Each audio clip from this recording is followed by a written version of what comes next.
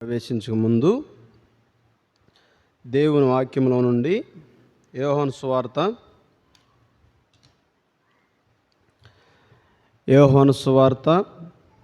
13వ అధ్యాయం.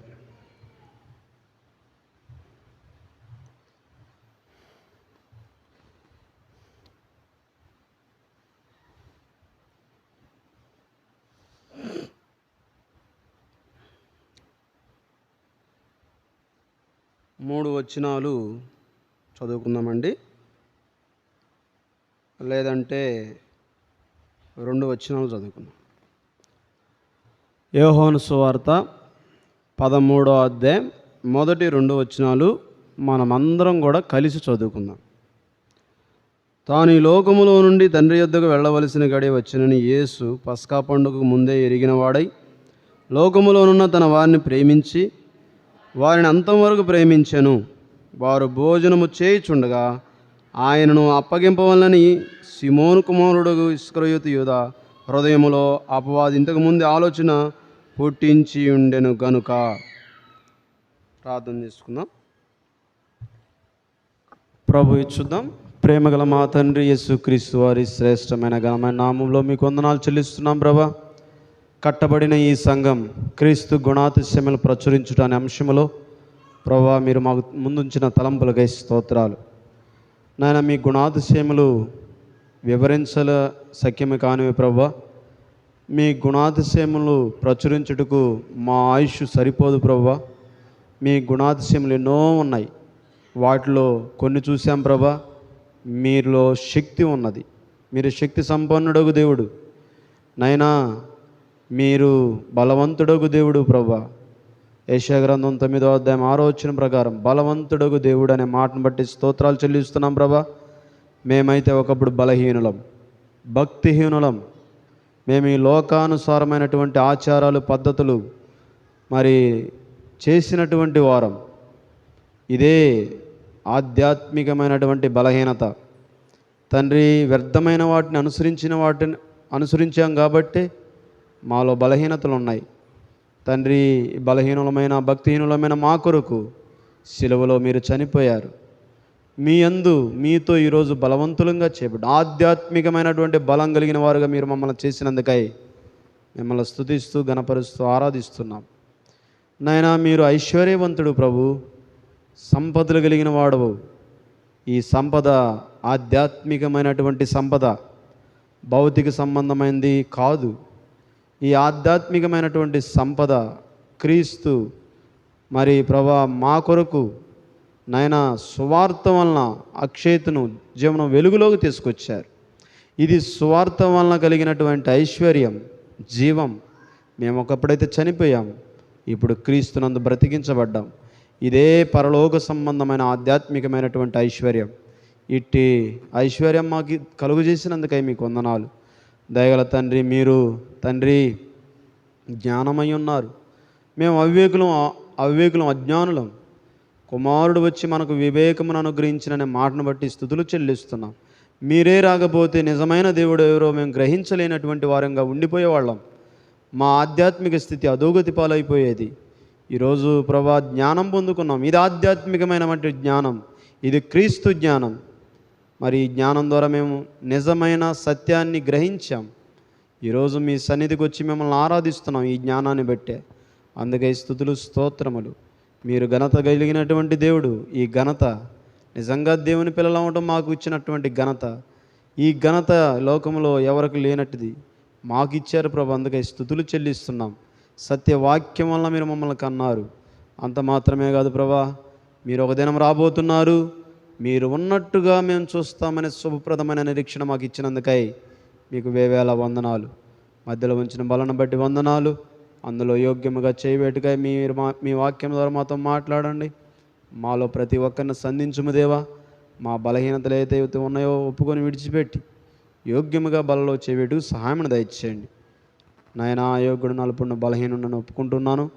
మీ ఆత్మ ద్వారా నన్ను నింపి మీ నోటి ద్వారా వాడుకోండి. మీ ఆత్మాభిషేకాన్ని కోరుతూ శత్రు సాతానకారులు లయపరచమని మా రక్షకుడిని యేసుక్రీస్తు నామములో ప్రార్థిస్తున్నాము తండ్రి. ఆమేన్.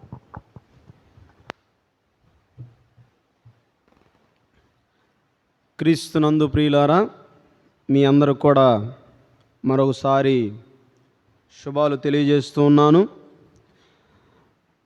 ఇప్పటి వరకు కొంతమంది ఆరాధన చేశారు, అయితే కొంతమంది ఆరాధించకపోవచ్చు. ఏదైనప్పటికీ పాట హృదయం అర్పించేదము ప్రభువునికనే పాట పాడుకున్నాము. ఆ పాట ద్వారా కూడా మనం అందరం పాడాం కాబట్టి దేవుణ్ణి స్తుతించినట్టే. కొన్నిసార్లు ఆరాధన చేయటానికి సమయం రాకపోవచ్చు. ఎవరైనా సరే ఫీల్ అవ్వాల్సిన పని లేదు. మనం అనుదినము మనం మనసులో ఆరాధిస్తున్నాము దేవుణ్ణి. మన ఆరాధనలన్నీ కూడా దేవుడు అంగీకరించి ఆగ్రాణిస్తూ ఉన్నాడు. ఆయన ఆరాధనలకు యోగ్యుడు, స్తుతులకు పాత్రుడు. కాబట్టి ఆరాధన అనేది దేవుడు ఏమై ఉన్నాడో తెలియజేసేదాన్ని. దేవుడు ఏమై ఉన్నాడు? ఆయన శక్తి, ఆయన ఐశ్వర్యవంతుడు, ఆయన జ్ఞానవంతుడు. దేవుని యొక్క గుణాతిశయములన్నీ కూడా ఆత్మ సంబంధమైనవే కానీ భౌతిక సంబంధమైనవి కావు, ఆధ్యాత్మికమైనవే. ఐశ్వర్యాలు, సంపదలు గురించి నేను చెప్పాను కదా, మళ్ళీ భౌతికమైన విషయాల గురించి మనం ఆలోచన చేయకూడదు. మనకి ఏది అవసరమో దేవుడికి తెలుసు, మనకి ఏమి ఇవ్వాలో ఆయనకి తెలుసు, అన్నీ తెలుసు దేవుడికి. కాబట్టి ఇంకా ఎన్నో ఉన్నాయి, క్రీస్తు గుణాతిశయములు ఎన్నో ఉన్నాయి. కొన్ని చెప్పే మీకు. పోయిన వారం ఏమో వేరే వాళ్ళకి కొన్ని చెప్పా, ఇక్కడ ఈరోజు ఈ వారం మీ దగ్గరికి వచ్చాను కాబట్టి మీకు కొన్ని చెప్పా. రేపు ఇంకా ఎన్ని వస్తాయో తెలియదు మనకి. అయితే ఈరోజు వర్తమానము, పోయినసారి నేను మీ దగ్గరికి వచ్చినప్పుడు యోహాను సువార్త 13వ అధ్యాయము 2-3 వచనాలు చదువుకున్నాము. ఆయన భోజన పంక్తిలో కూర్చున్నాడు. భోజన పంక్తి ఏం చూపిస్తుందని చెప్పా, అవునా కదా? గుర్తుపెట్టుకున్నారా ఎంతమంది? భోజన పంక్తి ఏం చూపిస్తుంది? సా అంటున్నారు ఎవరో. సా సహవాసాన్ని చూపిస్తుందని చెప్పాను. భోజన పంక్తి ఐక్యతను చూపిస్తుందని చెప్పాను. ప్రభువే భోజన పంక్తిలో కూర్చున్నాడు అంటే మట్టి మనుషులతో ప్రభువు కూర్చున్నాడు అంటే తగ్గింపును చూపిస్తుంది భోజన పంక్తి అని చెప్పాను. కొన్ని విషయాలు చెప్పాను. అయితే ఈరోజు మనము అసలు ఈ 13వ అధ్యాయం ఏ అంశమైంది ఇది?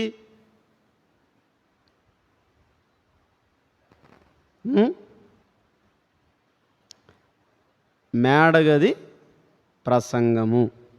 ఏంటి? మేడగది ప్రసంగం. యేసుక్రీస్తు వారు భూలోకంలో ఉన్నప్పుడు శరీరధారిగా ఆయన ఎన్నో ప్రసంగాలు చేస్తూ వచ్చాడు.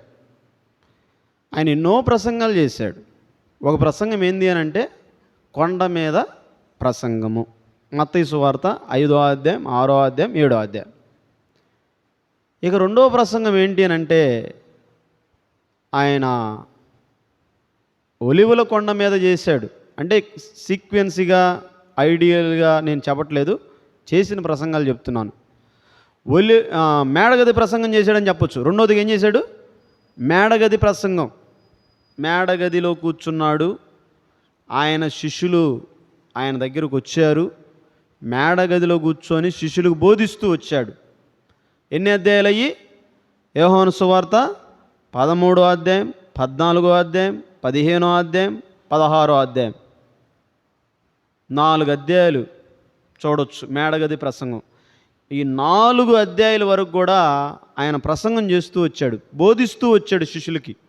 17వ అధ్యాయం కూడా తీసుకోవచ్చు. అయితే చివరిగా ఆయన ఏ ప్రసంగం చేశాడు అని అంటే ఒలివల కొండ మీద కూర్చొని ప్రసంగం చేశాడు. ఒలివల కొండ మీద కూర్చొని ప్రసంగం చేశాడు. ఒలివల కొండ మీద ప్రసంగం ఏం చూపిస్తుంది, ఏం తెలియజేస్తుంది అని అంటే సంఘము యొక్క సిద్ధపాటును చూపిస్తుంది. సంఘము యొక్క సిద్ధపాటు. 10 మంది కన్యకలు, బుద్ధి గలవారు 5గురు, బుద్ధి లేని వారు 5గురు. పెండ్లి కుమారుడు వచ్చాడు. పెండ్లి కుమారుడు స్వరం వినబడింది. మరి బుద్ధి గలవారు పెండ్లి కుమారుని కలుసుకున్నారు, బుద్ధి లేని కన్యకులు విడవబడ్డారు.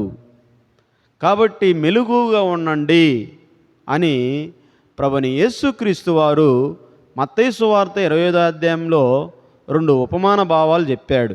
ఒక ఉపమానం ఏంటి అని అంటే 10 మంది కన్యకులు. రెండవ యొక్క ఉపమానం ఏంటి అని అంటే దాసుడు, యజమానుడు. యజమానుడేమో దాసుడికి తలాంతులు ఇచ్చి దూరదేశానికి వెళ్ళాడు, మరలా వచ్చాడు. యజమానుడు తలాంతులు లెక్క చూసుకున్నాడు. ఒకనికి 6 తలాంతులు ఇచ్చాడు, 5 తలాంతులు ఇచ్చాడు, 5కు 5 వచ్చినాయి. 3 తలాంతులు ఇచ్చాడు, 3కు 3. 1 తలాంతు ఇచ్చిన వాడు, నువ్వు విత్తని చోట కోయివాడును, ఇవన్నీ నాకు తెలుసు, నేను అందుకే దాచిపెట్టాను అని అన్నాడు. ఆ యొక్క దాసుడిని ఏమన్నాడు యజమానుడు? సోమరివైన చెడ్డదాసుడా, సోమరివైన చెడ్డదాసుడా అన్నాడు. కాబట్టి ప్రియులారా, ఇలాగా అద్భుతమైన ప్రసంగాలు యేసుక్రీస్తు వారు శరీరధారిగా భూలోకంలో ఉన్నప్పుడు తన శిష్యులకి జనులకు బోధిస్తూ వచ్చాడు. ఈరోజు మన ప్రసంగం ఏంటి అని అంటే క్రీస్తు ప్రసంగం. ఇది మేడగది ప్రసంగం. మేడగదిలో కూర్చొని ఆయన ప్రసంగం చేస్తూ వచ్చాడు. ప్రేమించాడు, ప్రేమ గురించి చెప్పాడు. నేను ప్రేమించినట్లే మీరు ఒకరినొకడు ప్రేమించుకొనుడి, ఇది నా ఆజ్ఞ, నేను క్రొత్త ఆజ్ఞ ఇస్తున్నాను అని చెప్పాడు. అయితే ఈరోజు అపవాది యోధా హృదయములో, ఇక మన మనసులో వాక్యం పైన నిలుపుదాం రండి. యోహాను సువార్త 13వ అధ్యాయం 2వ వచనం. వారు భోజనము చేయుచుండగా ఆయన అప్పగింపవలనని సిమోను కుమారుడు ఇస్కరియోతు యోధా హృదయంలో అపవాది. కాబట్టి ఇంకా ఈ వర్తమానం ముందరికి వెళ్ళేటప్పుడు కొంత బల్ల గురించి కూడా చెప్పాలి. బల్లను మనం ఎలా తీసుకోవాలి? ఎన్నోసార్లు చెప్పా, ఆత్మీయంగా తీసుకోవాలి, ఆత్మానుసారంగా తీసుకోవాలి. అందరూ చేతులు చూపిస్తారు బల్ల తీసుకోవడానికి, అందరూ చేతులు చూపిస్తున్నారు, నేను కూడా చేయి చూపించి తీసుకోవడం కాదు బల్ల అంటే. బల్ల దగ్గరికి వచ్చేటప్పుడు విశ్వాసి పరీక్షించుకోవాలి, ప్రభువును జ్ఞాపకం చేసుకోవాలి. ప్రభు నాకేం చేశాడు, నేను ప్రభువుకి ఏం చేశాను, ఆయన చెప్పిన విషయాలు నేను చేశానా లేదా అని ఆత్మ సంబంధమైన పరిశీలన చేసుకోవటమే ఆత్మానుసారంగా అనుసరించటం. బల్లను విశ్వాసులు ఆచారబద్ధంగా అనుసరించకూడదు. ఎలాగ అనుసరించాలి? ఆత్మానుసారంగా అనుసరించాలి. కాబట్టి ప్రియమైన సోదరి, ప్రభునందు ప్రియమైన వారులారా, మనమందరం కూడా ఆత్మానుసారంగా అనుసరిద్దాం. బలను అనుసరించాలి అనంటే ఆత్మానుసారంగా వాక్యంపై మనస్కరించి, వాక్యాన్ని మనసు పెట్టి, వాక్యాన్ని విని, వాక్యాన్ని అనుభవించుకొని, ఇదిగో ప్రభువా నేను ఈ బలహీనతలో ఉన్నాను, ఇదిగో నాలో ఈ తప్పిదాలు ఉన్నాయి, నాలో ఈ తప్పులు ఉన్నాయి, నన్ను క్షమించు అని ఒప్పుకొని విడిచిపెట్టి యోగ్యంగా బలలో చేయి వేయాలి. ఇక్కడ ఇస్కరియోతు యోధా హృదయములో అపవాది. ఇక్కడ ఏమనుంది? కింద సంఖ్య వేసి సాతాను. ఇక్కడ సాతాను గురించి ఈరోజు చెప్పాలి అని అంటే, సాతాను అపవాది. సాతానుడు దేవుడు సృష్టించాడు ఆ సాతానుడిని. మరి ఎలాగొచ్చాడు? సృష్టించకపోతే ఎలాగొచ్చాడు?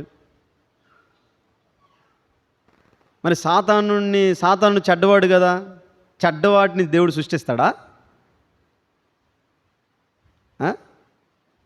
ఇప్పుడు కొలస్సీలకు రాసిన పత్రిక 1వ అధ్యాయం, కొలస్సీలకు రాసిన పత్రిక 1వ అధ్యాయం, ఇక్కడ మనం చూసినట్లయితే కొలస్సీలకు రాసిన పత్రిక 1వ అధ్యాయము 15వ వచనం. ఆయన అదృశ్య దేవుని స్వరూపి అయి సర్వసృష్టికి ఆది సంభూతుడై ఉన్నాడు. ఏలయనగా ఆకాశమందు ఉన్నవియు భూమి ఎందున్నవియు దృశ్యమైనవి కానీ అదృశ్యమైనవి కానీ, అవి సింహాసనములైనను ప్రభుత్వములైనను ప్రధానులైనను అధికారములైనను సర్వమును ఆయన యందు సృజించబడెను. సర్వము ఆయన యందు ఏమైనాయి? సృజించబడి, సర్వమును ఆయన ద్వారా, ఆయనను బట్టి సృజించబడెను. కాబట్టి సృజించిన వాటన్నీ కూడా మంచివే సృజించాడు. వెలుగు కలుగును గాక కలిగింది. తర్వాత ఆకాశము, నక్షత్రములు, సూర్యుడు, చంద్రుడు, ఇవన్నీ సృష్టించాడు. సృష్టి క్రమములో ఇవన్నీ కూడా ఒక భాగం.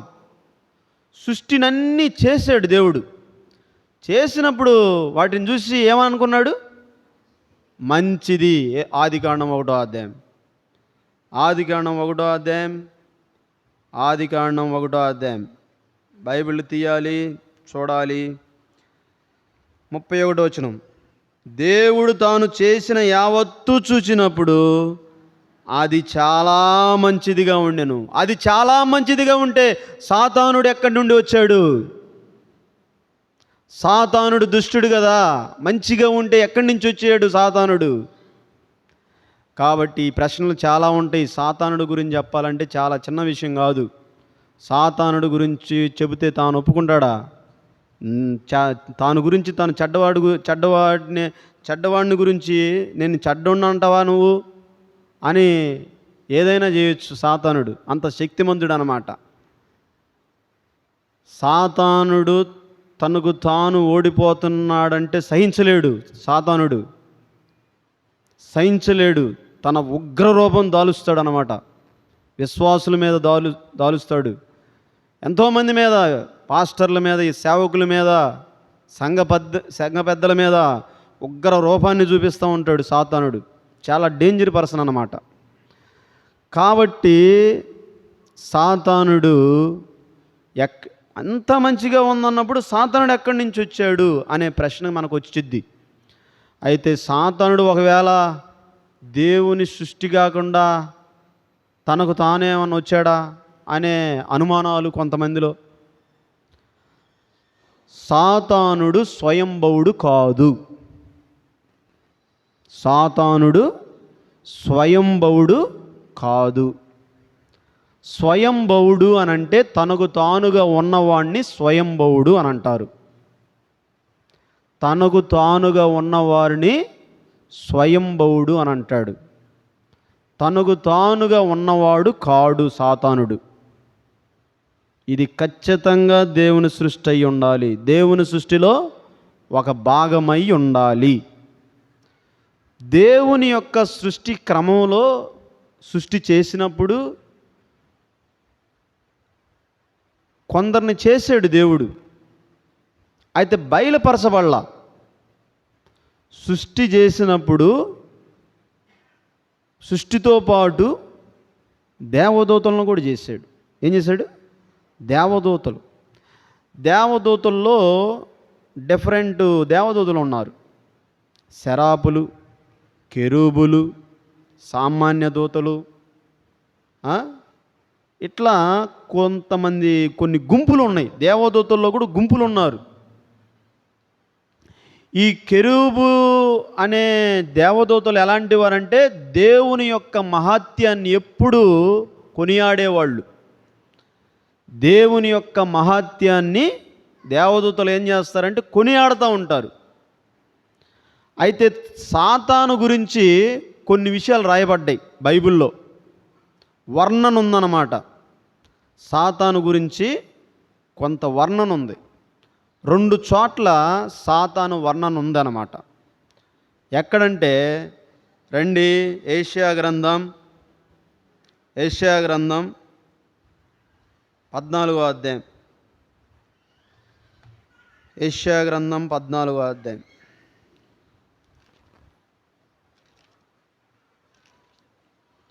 12వ వచనం. తేజో నక్షత్రమా, వేకువ చుక్క, నీవెట్లు ఆకాశము నుండి పడితివి. జనములను పడగొట్టిన నీవు నేలమట్టు వరకు ఎట్లు నరకబడితివి. నేను ఆకాశమునికి ఎక్కిపోయేదను, దేవుని నక్షత్రములకు పైగా నా సింహాసనమును హెచ్చింతును. ఉత్తర దిక్కునున్న సభాపర్వతం మీద కూర్చుందును, మేఘమండల మీదకి ఎక్కుదును. మహోన్నతునితో నన్ను సమానునిగా చేసుకుందునని నీవు మనసులో అనుకుంటివి కదా. మహోన్నతుడు ఎవరు? మన దేవుడు. మహోన్నతుడైన మహోన్నతుడు దేవా, నీ నామం కీర్తించబడునుగా. కానీ దావీదు కీర్తనలో మనం చూస్తాం, మహోన్నతుడు దేవుడు ఎవరు? మహిమాన్వితమైనటువంటి మహోన్నతుడైన ఈ మహోన్నతునితో ఏం చేసుకుంటున్నాడు? సమానునిగా చేసుకుంటున్నాడు. వాస్తవానికి ఇది ఎవరి గురించి రాయబడింది అని అంటే బబులోను గురించి రాయబడింది ఈ మాట. కానీ కొంతమంది సాతానుకి ఆపాదించి వ్యాఖ్యానం చేస్తూ ఉంటారు. బబులోను గురించి రాయబడిన మాట వాస్తవంగా అక్షరార్థంగా బబులోను గురించి రాయబడింది ఇక్కడ.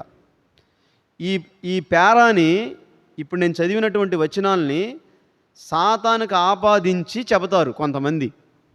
అది ఎంతవరకు కరెక్ట్ అనేది మనం సరిగ్గా నిర్ధారణకు రాలేం. ఇది వాస్తవానికి అక్షరార్థంగా చూస్తే బబులోను హెచ్చించుకుందన్నమాట. దేవుడు ఎవరు ఏమంటాడు? ఫరో ఏమంటాడు? యెహోవా ఎవడు అన్నాడా లేదా? అన్నాడా లేదా? చెప్పండి. ఏంది మీరు మాట్లాడరు? ఫరో దగ్గరికి వెళ్తే మోషే యెహోవా ఎవడు అని అంటాడు. ఎంత అహంకారంగా మాట్లాడతాడు. దేవుణ్ణి ఎవడు అని అంటాడు.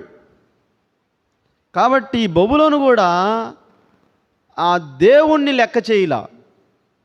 అయితే ఇదే మాటలో సాతానుకు ఆపాదించబడితే, ఒకసారి ఆపాదిస్తే దేవుడుతో సమానునిగా ఎంచుకోవడానికి ఇష్టపడ్డాడు సాతాను. అయితే ఇంకోటి ఉందరండి. హెస్కేలు గ్రంథం 28వ అధ్యాయం. హెస్కేలు గ్రంథం ఇంకో చోట రాయబడింది సాతాను గురించి. ఈరోజు సాతాను గురించి కొన్ని విషయాలు, అంశం కూడా అపవాది అంతే. సాతాను 14వ వచనం, అభిషేకము నొందిన కెరూబువై ఒక ఆశ్రయముగా నీ ఉంటివి, అందుకే నేను నిన్ను నియమించి తిని. నియమించి తిని దేవునికి ప్రతిష్ఠింపబడిన పర్వతం మీద నీ ఉంటివి, కాలుచున్న రాళ్ల మధ్యను నీవు సంచరించుచుంటివి. నీవు నియమింపబడిన దినం మొదలుకొని పాపముని యందు కనబడు వరకు ప్రవర్తన విషయంలో నీవు యథార్థవంతుడుగా ఉంటివి. ఫస్ట్ ఆరంభం యొక్క పరిస్థితి అన్నమాట. అయితే నీకు కలిగిన విస్తారమైన వర్తకము చేత లోపల నీవు అన్యాయం పెంచుకొని పాపము చేయవచ్చితివి గనుక దేవుని పర్వతం మీద నీవు ఉండకుండా నేను నిన్ను అపవిత్రపరిచితిని. ఆశ్రయముగా ఉన్న కెరూబు, కాలుచున్న రాళ్ల మధ్య నీవికను సంచరింపవు, నిన్ను నాశనము చేసి తిని. సాతాను యొక్క అంతిమ పరిస్థితి ఏంటంటే సాతానుడు నశించిపోతాడు, నాశనం అన్నమాట. స్టార్టింగ్ పరిస్థితి ఎలాగుంటుందంటే సాతాను దేవుణ్ణి ఆరాధిస్తున్నాడు. ఒక నక్షత్రంతో పోల్చబడ్డాడు సాతానుడు. నక్షత్రంతో పోల్చాడు. లోకాసు వార్త రెఫరెన్సులు చూడండి. లోకాసు వార్త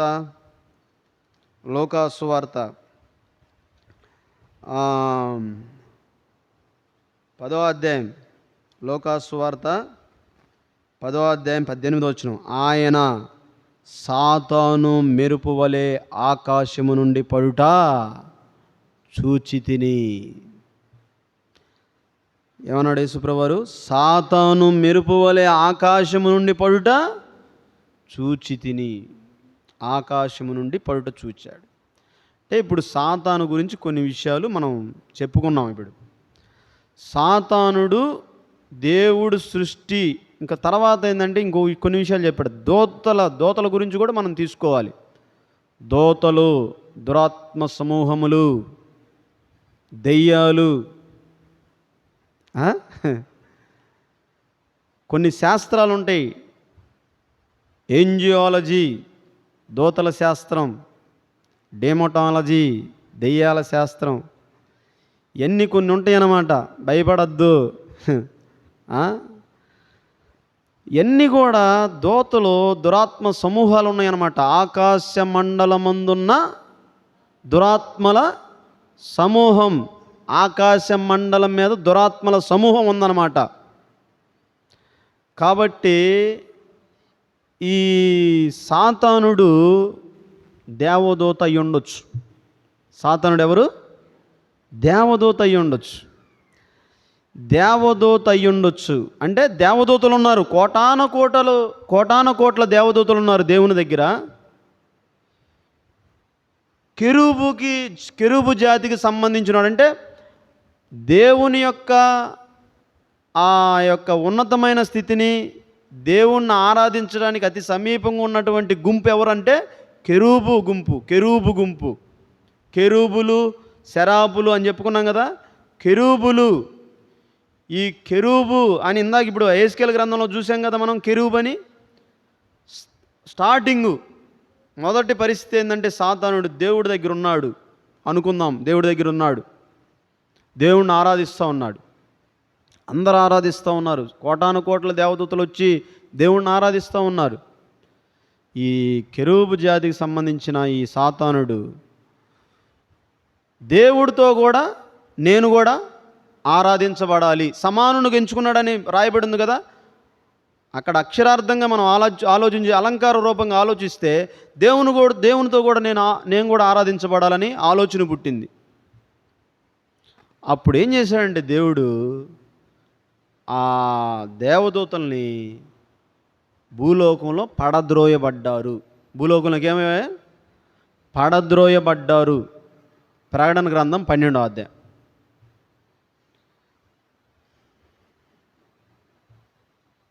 ప్రకటన గ్రంథం 12వ అధ్యాయం. ప్రకటన గ్రంథం 12వ అధ్యాయం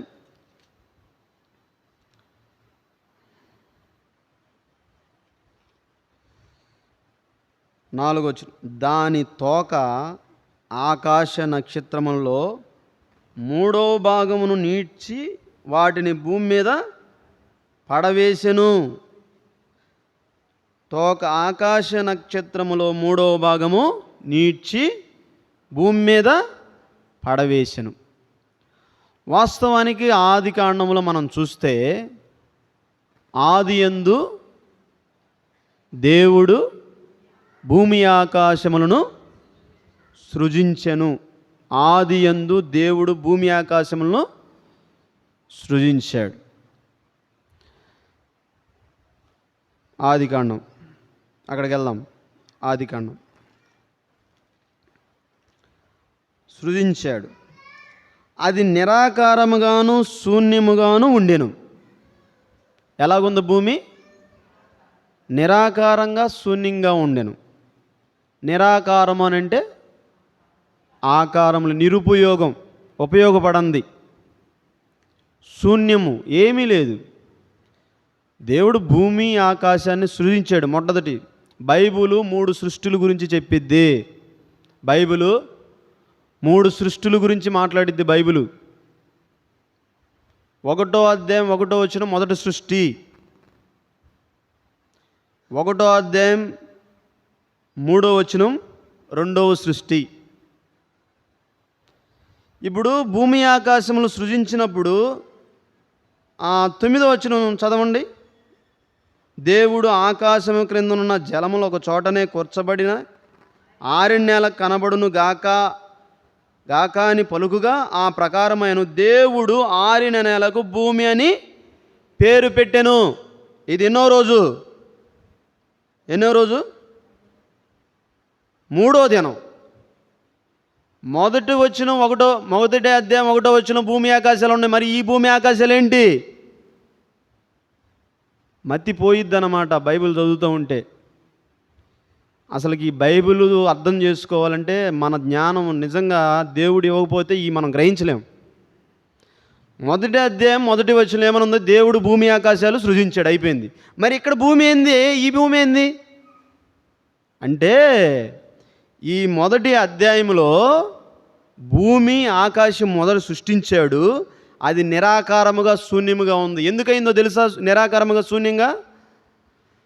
అసలు నిరాకారంగా శూన్యంగా చేస్తాడు అది దేవుడు? చేస్తాడా? ఉపయోగపడేది చేస్తాడు, కానీ మనుషులకి ఉపయోగపడని చేస్తాడు దేవుడు. యెషయా గ్రంథం 42వ అధ్యాయం.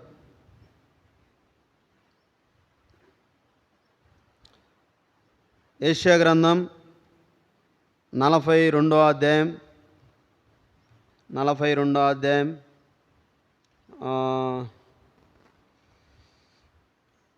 యెషయా గ్రంథం 45వ అధ్యాయం అండి, క్షమించండి, 45వ అధ్యాయం 18వ వచనం. ఆకాశములకు సృష్టికర్తయగు యెహోవాయే దేవుడు. ఆయన భూమిని కలుగుచేసి దాన్ని సిద్ధపరిచి స్థిరపరిచును. నిరాకారముగా నుండునట్లు ఆయన దాన్ని సృజించలేదు. నిరాకారముగా ఉండునట్లు దాన్ని, మరి 1వ అధ్యాయం 2వ వచనంలో భూమి ఎలాగుంది? నిరాకారంగా శూన్యంగా ఉంది. ఎందుకయింది? తోక నేర విడిచింది. దోతల యొక్క సమూహం భూమి మీద పడ్డారు. దోతల యొక్క సమూహం భూమి మీద పడి దోతలు దురాత్మలైపోయి భూమిని అస్తవ్యస్తం చేసేసారనమాట, అపవిత్రపరిచారు. దేవుడు సంతాపం పడినట్టుగా అయిపోయింది భూమి. భూమి ఆకాశాలు సృజించాడు దేవుడు, మొదటి భూమి ఆకాశాలు. అయితే అవి సాతానుడు వచ్చి అస్తవ్యస్తం చేశాడు. ఎందుకు? హెచ్చించుకున్నాడు కదా, భూమి మీద నుంచి పడ్డాడు, పరలోకం నుండి కింద భూమి మీద పడ్డాడు. భూమి ఆకాశం ఉంది, ఇక నెక్స్ట్ మానవుణ్ణి ఎన్ని చెయ్యాలి. అయితే దానికి ముందు ఈడొచ్చాడు, ఈడు పడ్డాడు, కింద పడి ఏం చేశాడు? అస్తవ్యస్తం అయిపోయింది. నిరాకారంగా శూన్యంగా చింద్రబంద్రం చేసేసాడు భూమిని సాతానుడు. తన క్రోధం ఊరుకోడు సాతానుడు. తాను అవమానం పొందాడు అని అంటే దానికి ప్రతిఫలం భయంకరంగా ఉంటుందన్నమాట. అస్తవ్యస్తం చేసేసాడు. అస్తవ్యస్తం చేసినప్పుడు మరలా ఏం చేశాడు అని అంటే ఆదికాండం 1వ అధ్యాయం అస్తవ్యస్తం చేసినాక అప్పుడు దేవుడు ఏం చేశాడు అని అంటే మరలా ఫ్రెష్గా ఒక సృష్టిని చేశాడు. అదే 3వ అధ్యాయం నుండి స్టార్ట్ అయింది అనమాట. దేవుడు వెలుగు కమ్మని పలుకుగా వెలుగు. ఇది ఏ సృష్టి? 2వ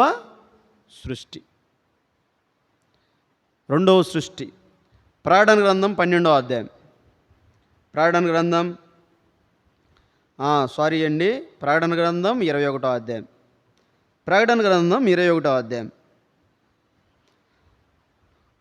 1వ వచనం. అంతటా నేను క్రొత్త ఆకాశమును క్రొత్త భూమిని చూచి తిని, మొదటి ఆకాశము మొదటి భూమియు గతించిపోయిను, సముద్రమునికనే లేదు. ఇక్కడ చూస్తే మొదటి ఆకాశము మొదటి భూమి గతించిపోయాను. మళ్ళీ ఫ్రెష్గా మళ్ళీ ఇంకో సృష్టి వస్తుంది.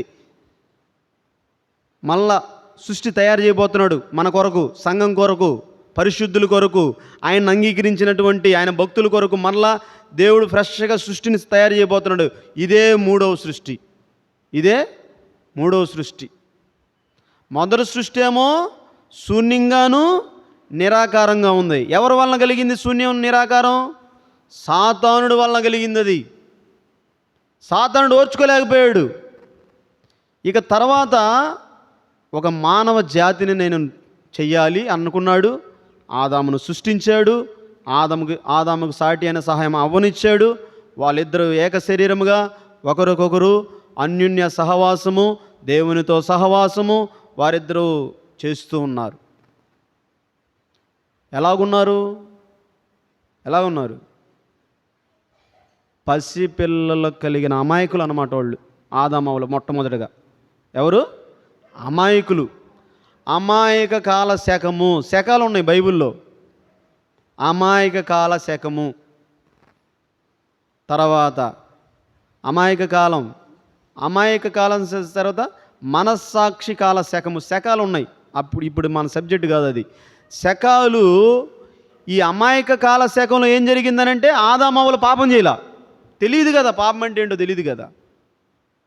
పాపాన్ని ప్రేరేపించేది ఎవరు? సాతానుడు. అప్పుడు సాతానుడు రాలా. 2వ అధ్యాయం వరకు బాగానే జరిగింది. 1, 2 అధ్యాయాలు చక్కగా ఉంది. 3వ అధ్యాయంకి వచ్చేసరికి ఏం జరిగింది?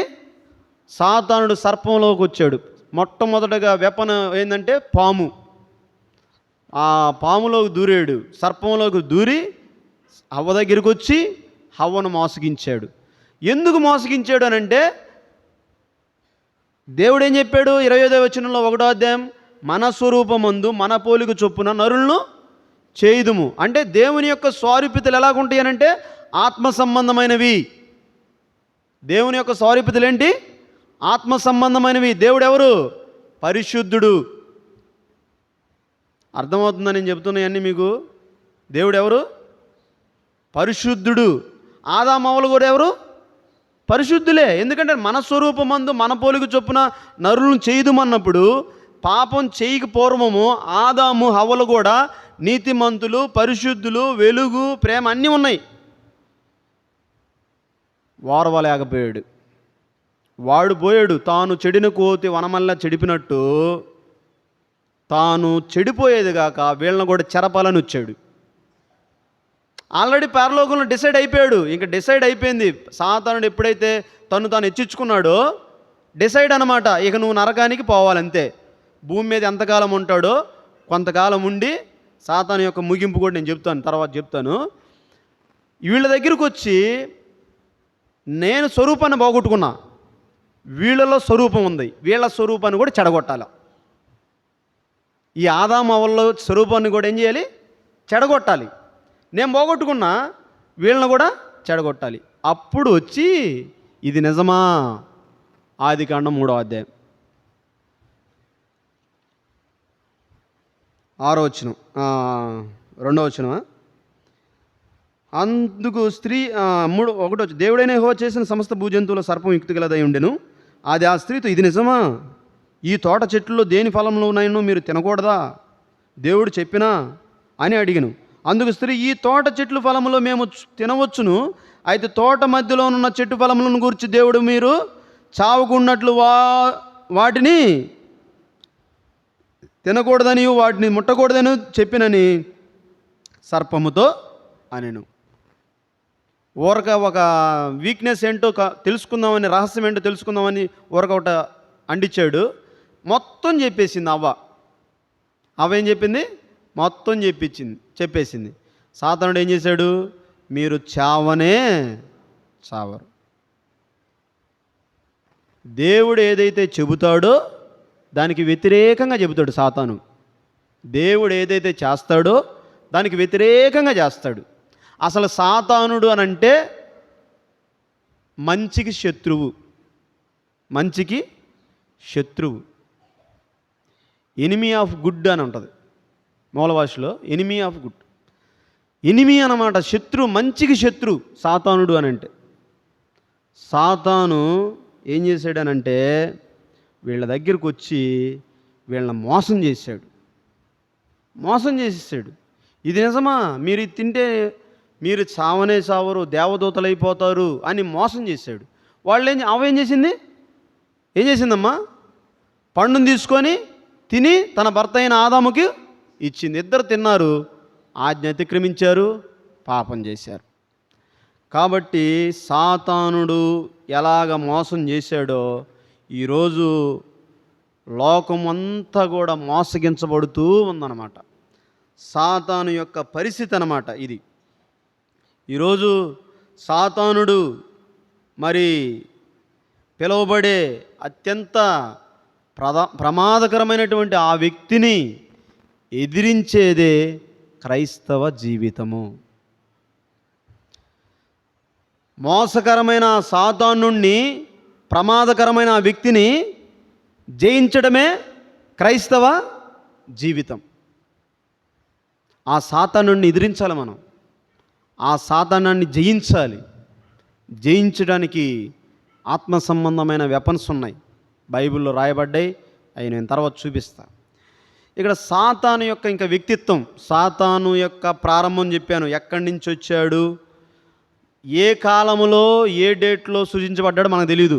బైబిల్లో రాయబడిన విషయాలు మనం ఆడుజోలుకొద్దు. మనకు తెలియదు కూడా. సమయం ఎప్పుడో ఏ టైంలో సృజించబడ్డాడో మనకు తెలియదు. కానీ వాడైతే వచ్చాడు. అంటే మొట్టమొదటిగా మంచిగానే ఉన్నాడు. తర్వాత తన స్వభావాన్ని బయటపెట్టాడు, చెడిపోయాడు, చెడ్డవాడైపోయాడు, మంచికి శత్రువు అయిపోయాడు. సాతానుడు అంటే మంచికి శత్రువు అయిపోయాడు. కాబట్టి వచ్చాడు సాతానుడు. ఇక పై నుండి ఎక్కడికి పోయాడు? భూలోకానికి వచ్చాడు.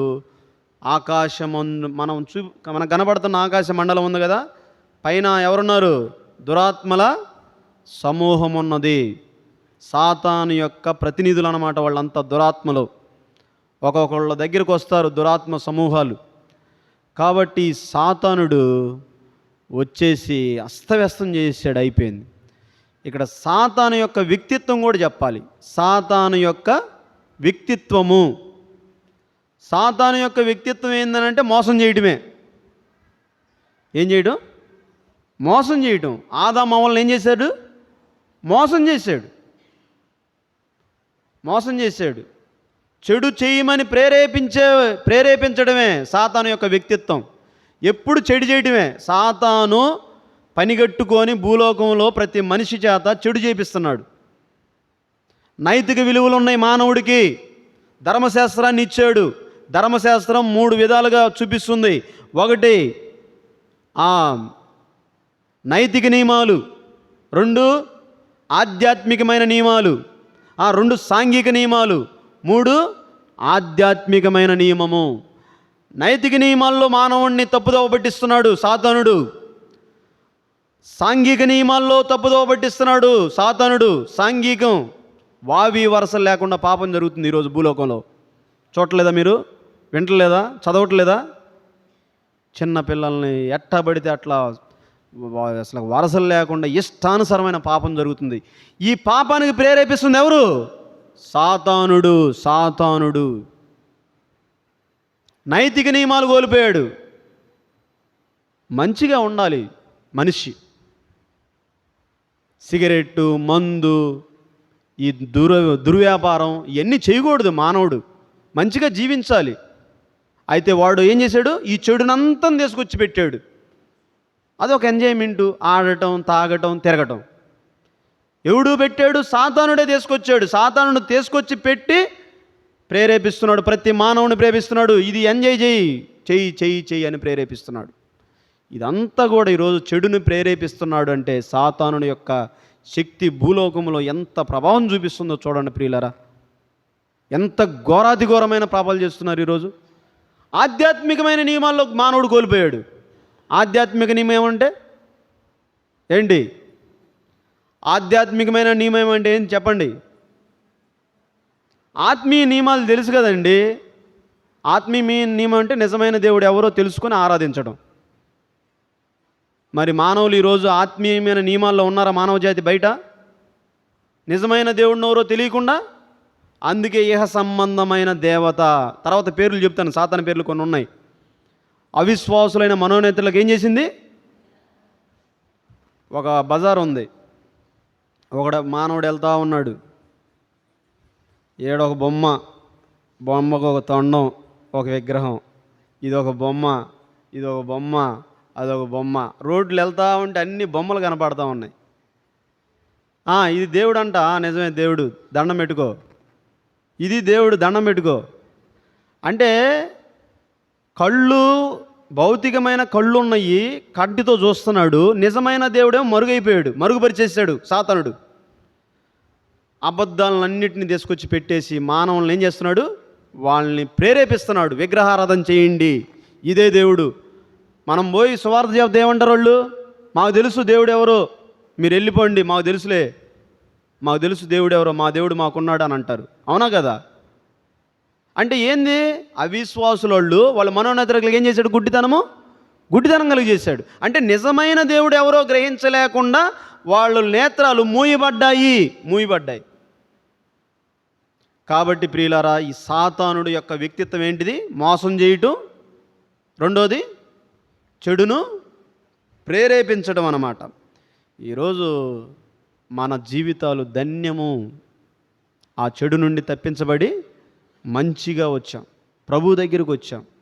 కాబట్టి ఇక్కడ చూసినట్లయితే సాతానుని యొక్క వ్యక్తిత్వము, వాడు దురాశపరుడు. మీ తండ్రి యొక్క అపవాది దురాశలను. అంటే సాతాను యొక్క వ్యక్తిత్వాలు ఎన్నో ఉన్నాయి. కొన్ని చెబుతున్నాను నేను మీకు. సాతానుడు 1 మోసం చేయవాడు, సాతానుడు 1, 2 చెడును ప్రేరేపించేవాడు, సాతానుడు 3 దురాశలను రేకెత్తిచ్చేవాడు. దురాశలు అన్నమాట. మనిషికి ఆశలు ఉండొచ్చు కానీ దురాశలు ఉండకూడదు. కాబట్టి ప్రియులారా, సాతానుడు ఒక పక్క అవిశ్వాసులను మోసం చేస్తున్నాడు, ఒక పక్క లోకంలో ఉన్నటువంటి పెద్ద వాళ్ళందరిని మోసం చేస్తున్నాడు. చివరికి సంఘంలో కూడా వచ్చి సంఘస్థులను కూడా మోసం చేస్తున్నాడు. సంఘస్థులను కూడా సాతాను మోసంలో పడిపోతున్నారనమాట. అయితే వాడు ప్రభావం అలాగ ఉంటుందన్నమాట. అంత ప్రేరేపిస్తాడనమాట విశ్వాసుని. ఆది సంఘంలో ఏం జరిగింది? అననయ సపీరాలు అందరూ ఏం చేస్తున్నారు? వాళ్ళ పొలాలు అమ్ముకొని అపోస్తుల పాదాల దగ్గర పెడుతున్నారు డబ్బులన్నీ తీసుకొచ్చి. ఈ అననయ సపీరాలు ఏం చేశారు? కొంత దాచుకొని కొంత తీసుకొచ్చారు. పేతురు గారు ఏమన్నాడు? అననయ, పరిశుద్ధాత్మను నీవు ఎలా మోసపుచ్చితివి. కాబట్టి విశ్వాసులను కూడా మోసం చేస్తున్నాడు సాతానుడు. సంఘంలోకి వచ్చాడు. ఒకప్పుడేం బయట ఉండేవాడు, ఇప్పుడు సంఘంలో కూడా వచ్చి సంఘాన్ని కూడా చిందరబందరం చేస్తున్నాడు అనమాట. కాబట్టి ప్రియులారా, ఈ విషయాలు మనం మనస్కరించి గుర్తుపెట్టుకోవాలి. సాతాను యొక్క, అందుకే అపోస్తుడైన పౌలు అంటాడు, సాతాను యొక్క తంత్రములను మనము ఎరుగని వారము కాము. సాతాను సంత్రాలు ఏంటో మనకు తెలుసు, కానీ సాతాను మోసంలో పడిపోతున్నాం. వాడు తంత్రాలు ఏంటో తెలుసు, మోసం చేస్తాడు. ఆది మానవులు ఆదామావల్ని ఏం చేశాడు? మోసం చేస్తాడు. మనకు తెలుసు మోసం చేస్తాడు సాతాను తెలుసు, కానీ వాడి మోసంలో పడిపోతున్నాం. అందుకే యేసయ్య ఏమన్నాడు? మెలకువ కలిగి ఉండండి అన్నాడు. కాబట్టి ప్రియమైన వారలారా, ఇక్కడ చూస్తే సాతాను యొక్క పరిస్థితి ఏంటో మనం ఇప్పుడు చూసాం. కొన్ని విషయాలు, సాతాను కొన్ని పేర్లు ఉన్నాయి. కొరింథీయులకు రాసిన 2వ పత్రిక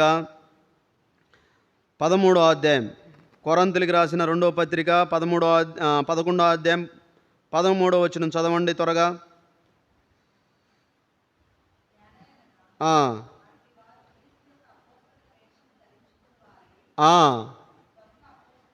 దొంగ అపోస్తులు, మోసగాండ్రులను చదవండి. సాతాను తానే వెలుగుదూత వేషము. వెలుగుదూత, సాతాను యొక్క పేరు ఏంటంటే వెలుగుదూత. మనం పూర్వం ఎవరు? చీకటై ఉన్నాం. ఎవరు అండి మనం పూర్వం? చీకటి. ఎఫెసీయులకు రాసిన పత్రిక 5వ అధ్యాయం 9వ వచనం ప్రకారం ఇప్పుడు ఎవరు? ప్రభువునందు వెలుగై ఉన్నాము. వెలుగు సంబంధులు ఉంటారు సంఘంలో, వాళ్ళు కూడా వెలుగు సంబంధుల్లాగా వస్తారు సంఘంలోకి. ఎలా వస్తారు? వెలుగు సంబంధుల్లాగా వస్తారు, కానీ వెలుగు కాదు. వెలుగు దూత వేషం. యేసుప్రభు వారు యూదులను చూసేమన్నాడు? వీరు గొర్రెల చర్మం వేసుకున్నారు, వీళ్ళు తోడేళ్ళు అని అన్నాడు. బోధిస్తారు కానీ వాళ్ళు ఆచరించరు, మీ మీద బరువైన కాడి పెడతారు అని చెప్పాడు యేసయ్య. కాబట్టి ప్రియమైన వారలారా, ఇక వెలుగుదూత ఒకటేంటి? వెలుగుదూత. ఎఫెసీయులకు రాసిన పత్రిక 2వ అధ్యాయం 2వ వచనం ప్రకారం వాయుమండల సంబంధమైన అధిపతి. వాయుమండల సంబంధమైన అధిపతి. పేతురు రాసిన 1వ పత్రిక 5వ అధ్యాయం 8వ వచనం గర్జించు సింహము.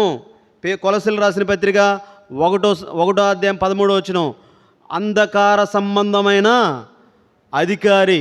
యేసుప్రభు వారు చెప్పాడు, ఈ లోకాధికారి వచ్చుచున్నాడు అని చెప్పాడు. ఈ లోకాధికారి వచ్చుచున్నాడు. ప్రకటన గ్రంథం 12వ అధ్యాయం 9వ వచనం. ప్రకటన గ్రంథం 12వ అధ్యాయం 9వ వచనం. ప్రకటన గ్రంథం 12వ అధ్యాయం 9వ వచనం త్వరగా. కాగా అపవాదనియు సాతాను. అపవాది అంటే సాతానుకున్న పేరేందంటే అపవాది. కాబట్టి ఈయన పేర్లకు తగినటువంటి పరిస్థితులు మనం ఒకసారి చూస్తే, ఆలోచన చేస్తే, భూలోకంలో అందరినీ మోసం చేస్తూ అందరినీ నరకానికి పాత్రులుగా చేస్తున్నాడు. మన ప్రభువైన యేసుక్రీస్తు వారు పరలోక రాజ్య నివాసులుగా చేయడానికి మొదటి రాకడలో ఆయన వచ్చి కలవరిశిల్లో ప్రాణం పెట్టి మానవ జాతి కొరకు ఆయన రక్తం చిందించి సమాధి చేయబడి సజీవుడై తిరిగి లేచి పరలోకానికి వెళ్ళిపోయాడు. పరలోక రాజ్య నివాసులుగా చేయబడాలి అంటే ఒక వ్యక్తి యేసుక్రీస్తుని అంగీకరించాలి. యేసుక్రీస్తుని రక్షకుడుగా ప్రభువుగా అంగీకరిస్తే ఆ వ్యక్తి పరలోక రాజ్య నివాసి అవుతాడు. ఇప్పుడు మానవుడు ముందలు ఉన్నాయి, చెడు ఉంది, మంచి ఉంది.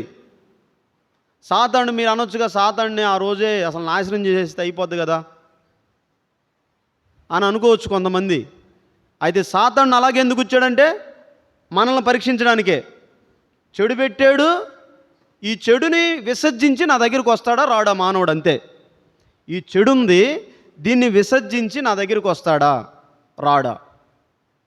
కొంతమంది వచ్చారు, ఈరోజు మనం వచ్చాం, కొంతమంది ఇంకా రావాల్సిన వాళ్ళ సంఘంలో ఎంతోమంది ఉన్నారు. కాబట్టి ప్రియమైన వాళ్ళరా, ఇక్కడ చూస్తే అపవాది యొక్క పరిస్థితి కొన్ని చూసాము. ఇక్కడ యోధా హృదయములో అపవాది ఈరోజు ఏం చేస్తున్నాడంటే, బయటేమో అవిశ్వాసులను మోసం చేస్తున్నాడు, ఈరోజు సంఘంలో కూడా విశ్వాసులు ఏం చేస్తున్నాడు, విశ్వాసుల మీద దాడి అటాక్ అన్నమాట, దాడి చేస్తూ ఉన్నాడు. ఆ దాడిలో కొంతమంది బలైపోతున్నారు. ఇక్కడ చూస్తే ఎలాగుంటాయి దాడులు అనంటే, దురాశలు పుట్టిస్తాడు. ఏం చేస్తాడు? దురాశలను పుట్టించడం. విశ్వాసులపై సాతాను చేసే దాడి మొట్టమొదటిది ఏంటంటే దురాశలను పుట్టించుట. దురాశ గర్భం ధరించి పాపం పరిపక్వమై మరణమును కనునని యాకోబు రాసిన పత్రికలో మనం చూస్తాం. కాబట్టి దురాశ. అవ్వ ఆదాము ఏదైనా వనంలో ఉన్నప్పుడు రోజు ఆహారంగా ఆ ఫలవృక్షములు తీసుకుంటూ తింటున్నారు. మరి అవి దాంతో సరిపెట్టుకోవచ్చుగా. మరి ఈ దేవుడు కాదన్నది ఎందుకు చూసింది? దురాశ పుట్టిందనమాట. దురాశ పుడితేనే మనకు కాని దాని కొరకు మనం కోరుకుంటాం. అదే దురాశ. మనకు కాని దానిని కోరుకోవటమే దురాశ. ఉన్నదాన్ని పక్కన పెట్టి కాని దాన్ని కోరుకోవటమే దురాశ. ప్రియమైన సోదరి సోదరుడా, ఎలాగుంది మన ఆత్మీయ క్రైస్తవ జీవితం? దురాశపరులు, సాతాను సంబంధులని బైబిల్ చెప్తుంది. మనము దురాశపరులుగా ఉన్నామా, లేదంటే దేవునికి ఇష్టలుగా, దేవుని కార్యాల్లో దేవునికి మహిమార్థంగా మనం జీవిస్తున్నామా? పాత నిబంధన భక్తుల గురించి మనం ఒకసారి చూస్తే ఆకాను యెహోషువ గ్రంథం 7వ అధ్యాయం, యెహోషువ గ్రంథం 7వ అధ్యాయం, యెహోషువ గ్రంథం 7వ అధ్యాయం. యెహోషువ గ్రంథం త్వరగా చెప్పేస్తాను, మీరు గమనిస్తూ ఉండండి. శపితమైన దాని విషయంలో ఇశ్రాయేలు తిరుగుబాటు చేసిరి. ఎట్లానగా యూదా గోత్రంలో జరాహు ముని మనవడును, జబ్ది మనవడును, కర్మి కుమారుడైన ఆకాను శపితము చేయబడిన దానిలో కొంత తీసుకొని గనుక యెహోవా ఇశ్రాయేలు మీద కోపగించెను. యెహోవా ఇశ్రాయేలు మీద ఎందుకు కోపగించుకున్నాడు అనంటే, ఆకాను శపితమైన దాన్ని ఆశించాడు. ఏంది శపితమైనది? 6వ అధ్యాయం యెహోషువ గ్రంథం 17వ వచనం, 6వ అధ్యాయం 17వ వచనం. ఈ పట్టణమును దీనిలోనున్నది యావత్తు యెహోవా వలన శపింపబడిను. రాహాబును వేశ్య మనం పంపిన దూతలను దాచిపెట్టిన కనుక ఆమెయు ఆమె ఇంటిని వారందరూ మాత్రమే బ్రతుకుదురు. శపింపబడిన దానిలో కొంచెమైనను మీరు తీసుకుని ఎలా మీరు శాపగ్రస్తమైన దాన్ని ఆశించాడు ఆకాను. శాపగ్రస్తమైన దాన్ని చూచాడు, శాపగ్రస్తమైన దాన్ని తీసుకున్నాడు. తద్వారా దేవుని కోపం ఇశ్రాయేలు మీద రగులుకుంది. ప్రియమైన సోదరి సోదరుడా, వారి యొక్క విశ్వాసం మొదటి దశలో చూస్తే వారి యొక్క విశ్వాసం యెరికో గోడలను కూల్చివేసింది. ఇశ్రాయేలు యొక్క విశ్వాసము యెరికో గోడలు ఏమైనాయి? కూల్చబడ్డాయి. తదుపరి యొక్క ప్రాంతం ఏంటి అని అంటే హాయిని వారు స్వాధీనం చేసుకోవాలి. వరుసగా వెళ్తూ ఉన్నారు ఇశ్రాయేలీలు. మొదటి యెరికో గోడలు అడ్డం వచ్చినాయి, యెరికో గోడలను దాటుకున్నారు. యెరికో గోడల తర్వాత ఏం చేయాలి? హాయిని స్వాధీనం చేసుకోవాలి, హాయి పట్టణాన్ని స్వాధీనం చేసుకోవాలి. అయితే హాయి పట్టణాన్ని స్వాధీనం పూర్వం ఆకాను ఏం చేశాడు? దురాశపరుడైపోయాడు. ప్రియమైన సోదరి సోదరుడా, ఆకాన్ని ఒక హెచ్చరికగా తీసుకోవాలి విశ్వాసులమైన మనము. అయ్యో, దురాశ ఎంత ప్రమాదాన్ని తీసుకొచ్చింది. ఆకాను, ఎందుకు దురాశపరుడు అయిపోయావు? నీవును నీ ఇంటివారు అంతమైపోయారు కదా. దురాశ తన జీవితాన్ని నష్టపరిచింది, తన కుటుంబాన్ని నష్టపరిచింది. అంత మాత్రమే కాదు, ఇశ్రాయేలు సమాజం మీదకి అవమానాన్ని తీసుకొచ్చింది. ఇశ్రాయేలు సమాజం ఆగిపోయింది. హాయిని స్వాధీనం చేసుకోవాల్సింది ఆగిపోయారు. ప్రియమైన విశ్వాసి, దురాశ చాలా డేంజర్. దురాశ అనేది మన జీవితంలో ఉండకూడదు. దురాశ చాలా దుఃఖానికి చేటు. రాజుల మొదటి గ్రంథం 21వ అధ్యాయం, రాజుల మొదటి గ్రంథం 21వ అధ్యాయం, 21వ అధ్యాయం, రాజుల మొదటి గ్రంథం 21వ అధ్యాయం. ఇక్కడ మనం చూసినట్లయితే ఈ సంగతులైన తర్వాత యెజ్రెయేలులో షోమ్రోన్ రాజైన ఆహాబు నగరును అనుకొని యెజ్రెయేలుడైన నాబోతుకు ఒక ద్రాక్ష తోట కలిగి ఉండగా ఆహాబు నాబోతుని పిలిపించి, నీ ద్రాక్ష తోట నా నగరునకు ఆనుకొని ఉన్నది గనుక అది నాకు కూర తోటకిమ్మని, దాన్ని ప్రతిగా దానికంటే మంచి ద్రాక్ష తోట నీకు ఇచ్చేదను, లేదా నీకు అనుకూలమైన నేల దాని క్రయమునికి ఇమ్మని అడిగను. అందుకు నాబోతు, నా పిత్రార్జితమును నీకు ఇచ్చుటకు నాకేమాత్రపు వల్ల పడదు. నాకు కుదరదయ్యా, నా పిత్రార్జితం, నా పూర్వీకుల ద్వారా ఈ పొలం నాకు ఇచ్చారు, నేను దీన్ని అమ్ముకోను అన్నాడు. రాజు కొరమే ఉంటుందండి రాజ్యంలో. రాజుకి కొరవ ఏమైనా ఉంటుందా? రాజ్యములో రాజుకి కొరత ఏమైనా ఉంటుందా? తన ఇష్టం ఎక్కడైనా చేసుకోవచ్చు. ఆయన రాజు నగరానికి ఆనుకొని ఉంది, దీన్నే ఆశించాలా? వేరే ఏం లేవా? అయితే దురాశపరుడైపోయాడు. ఎవరు? ఆహాబు దురాశపరుడైపోయాడు. చిన్నబుచ్చుకున్నాడు ఇవ్వలేనందుకు. అడిగాడు, కుదరదయ్యా అన్నాడు. చిన్నబుచ్చుకొని మూతి ముడుచుకొని ఇంటికి వచ్చాడు. భార్య వచ్చింది. ఏం పేరు? చెడ్డ స్త్రీల గురించి రాయబడ్డాయి బైబిల్లో.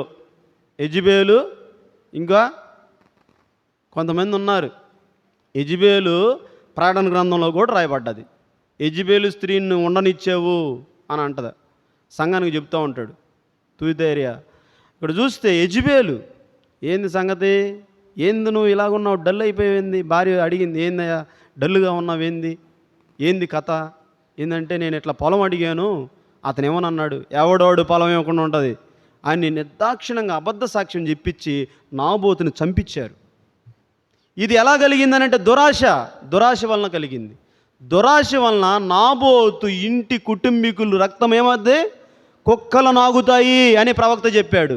చివరికి వారి కుటుంబం అంతు లేకుండా పోయింది. ప్రియమైన సోదరి సోదరుడా, ఇక్కడ చూస్తే సాతానుడు దురాశలను ప్రేరేపిస్తున్నాడు. ఈ దురాశల పరులైపోతున్నారు. ప్రియమైన విశ్వాసి, ఈరోజు మనం దురాశలను ఏం చేయాలి? గలతీయులకు రాసిన పత్రిక 5వ అధ్యాయం 24వ వచనం.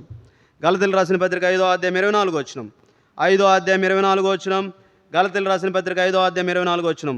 క్రీస్తు యేసు సంబంధులు శరీరమును దాని ఇచ్చలతోనూ దురాశలతోనూ సిలువేసి ఉన్నారు. ఈరోజు మనం ఏం చేయాలి? దురాశల్ని సిలువేయాలి. సిలువ అంటే ఏంటి? చనిపోవటం. నేను క్రీస్తుతో కూడా సిలువేయబడి ఉన్నాను, ఇక జీవించువాడును నేను కాదు, నా యందు క్రీస్తే జీవించును. దురాశ అనేది లేదు నాలో. ఇప్పుడు దురాశ లేదు. దురాశలు ఏం చేయాలి? విశ్వాసులు సిలువ వేసుకోవాలి. సిలువ వేసుకోకుండా దురాశలను అలాగే మనసులో పెట్టుకొని అన్నీ ఆశిస్తూ ఉంటే ఆత్మీయంగా నష్టపోతాము. దురాశలను ఏం చేయాలంటే సిలువ వేయాలి. సాతానుడు ప్రేరేపించే వాటిలో రెండోది ఏంటంటే చెడ్డ తలంపులు. రెండోది ఏంటి? చెడ్డ తలంపులు వస్తాయి. సమూయేలు 2వ గ్రంథం 24వ అధ్యాయం 3వ వచనం. సమూయేలు 2వ గ్రంథం 24:3 త్వరగా చదవండి, టైం అయిపోయింది, ముగిచ్చేస్తాను. సమూయేలు 2వ గ్రంథం 23వ అధ్యాయం. సమూయేలు 2వ గ్రంథం 23వ అధ్యాయం. ఇక్కడ మనం చూసినట్లయితే 24వ అధ్యాయం 3వ వచనం. యోవాబు జనసంఖ్య ఎంత ఉన్నని నా ఏలినవాడవు రాజునకు నీవు బ్రతికి ఉండగా దేవుడైన యెహోవా దాన్ని నూరంతలుగా చేయును గాక. నా ఏలినవాడవు రాజునకు నీకు ఈ కోరిక ఎలా పుట్టెను? ఈ కోరిక ఎలా పుట్టింది? తలంపు అంటే కోరిక ఎందుకయ్యా? దేవుడు ఉన్నాడు కదా, దేవుడు చూసుకుంటాడు కదా, ఎందుకు నీకు జనసంఖ్యను ఎందుకు లెక్క పెట్టమన్నావు? జనసంఖ్య లెక్క పెట్టమని చెప్పింది ఎవరు? దినవృత్తాంతముల మొదటి గ్రంథం 21వ అధ్యాయం. దినవృత్తాంతముల మొదటి గ్రంథం 21వ అధ్యాయం. ఎవరు ప్రేరేపించమన్నారు? 21వ అధ్యాయం. తర్వాత సాతాను ఇశ్రాయేలుకు విరోధముగా లేచి ఇశ్రాయేలును లెక్కించుటకు దావీదును ప్రేరేపింపగా సాతానుడు ఏం చేశాడు? ప్రేరేపించాడు. దేవుడు తెలీదా ఎంతమంది ఉన్నారో, ఎంతమంది? ఇశ్రాయేలు, నీవు కొద్ది జనమై ఉండగా నేను ఏర్పాటు చేసుకుని ఉన్నాను అని అంటాడు దేవుడు. నీవు కొద్ది జనమై ఉండగా నేను ఏర్పాటు చేసుకున్నాను అని అన్నాడు. దేవుడికి తెలియదా ఎంతమందితో దేవుడు ఉద్దానకు పంపుతాడో? అయితే దావీదుకు చెడ్డ తలంపు పుట్టింది. తర్వాత ఏం జరిగిందనంటే కొంతమంది ఇశ్రాయేలీయులు చనిపోయారు, తెగులొచ్చింది. ప్రియమైన సోదరి సోదరుడా, దావీదు యొక్క చెడ్డ తలంపు ఎవరి వలన కలిగింది? ఇది సాతానుడు ప్రేరేపించాడు. సాతానుడు చెడు తలంపులను ప్రేరేపిస్తాడనమాట. అవి గ్రహించాలి. ప్రియమైన సోదరి సోదరుడా, ఈ గ్రహించలేక ఏం చేశాడు సాతానుడు? దావీదు ఏం చేశాడు? లెక్కించమని చెప్పాడు. తర్వాత నష్టపోయాడు. చెడ్డ తలంపులు, ఒకటి దురాశలను ప్రేరేపిస్తాడు, రెండు చెడు తలంపులను ప్రేరేపిస్తాడు. మూడోదిగా చూస్తే ఇక్కడ సాతానుడు ఎవరిని మృంగుదునా అని గర్జించు సింహం వల్లే వస్తూ ఉన్నాడు అన్నమాట. ఇంకా ఎవరెవరు దొరుకుతారా? పనిముట్లు అన్నమాట. యేసు ప్రభు కాలములో సాతాను యొక్క పనిముట్టు ఎవరు?